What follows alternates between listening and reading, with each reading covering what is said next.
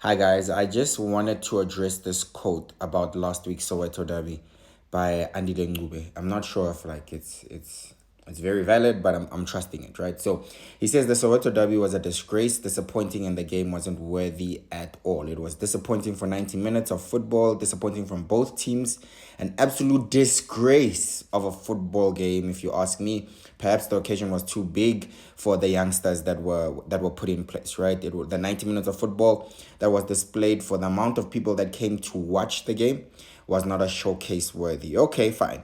Okay, fine.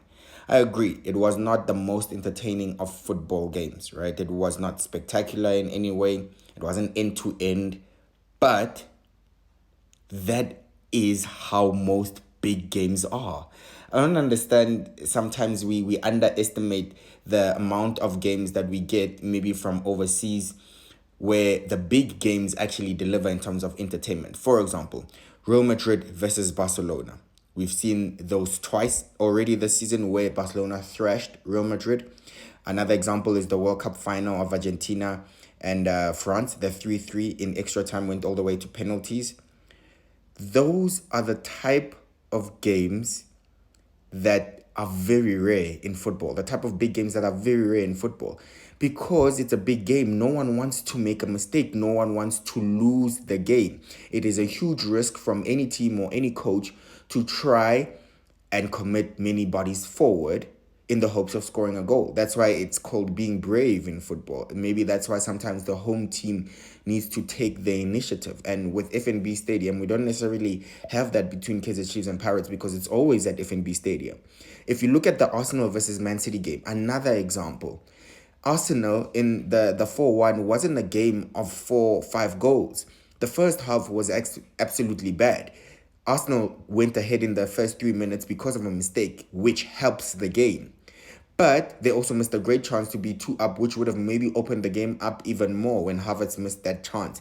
However, the game then became very tight and scruffy, no big chances, right? And then it was very tactical, passing, slow, everyone in position because no one, Pep Guardiola or Arteta, does not want to make too many risks to lose the game because it's very costly to lose that game. City will put themselves in a huge, difficult position for top 4. Arsenal are still trying to chase the title. You have to attack in moments. That's what big games are. That's how big games are built, right? So we take for granted when we get spectacular viewing. For example, look at what happened to Real Madrid when they thought, okay, let's just chase the game. Look at what happened to Real Madrid. Barcelona thrashed them. You can't just chase a game unless you're willing to take the risk. But now look at the pressure that's put on Real Madrid now. Because now it's like, oh, Real Madrid are exposed. They have defensive issues. Will they even win something this season? So it's kind of exposed them.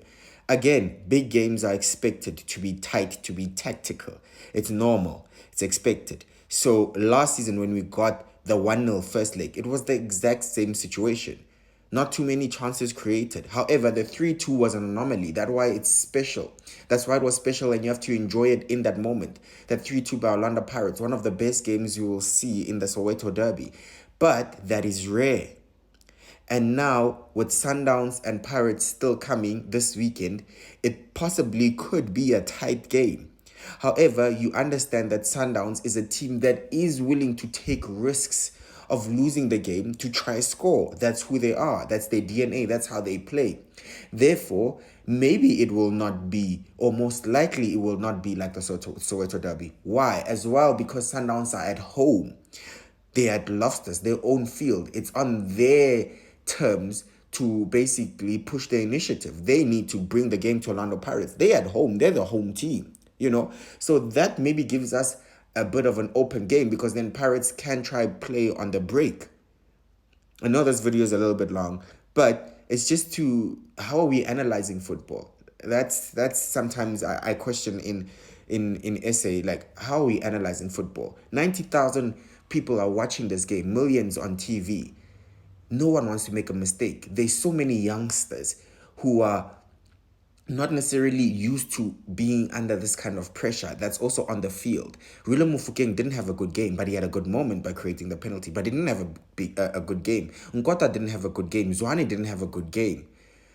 But you can say it's because they're youngsters, they're inexperienced, and yes, the occasion probably does get the better of them. It's only normal. I don't know how we looking at football, you know.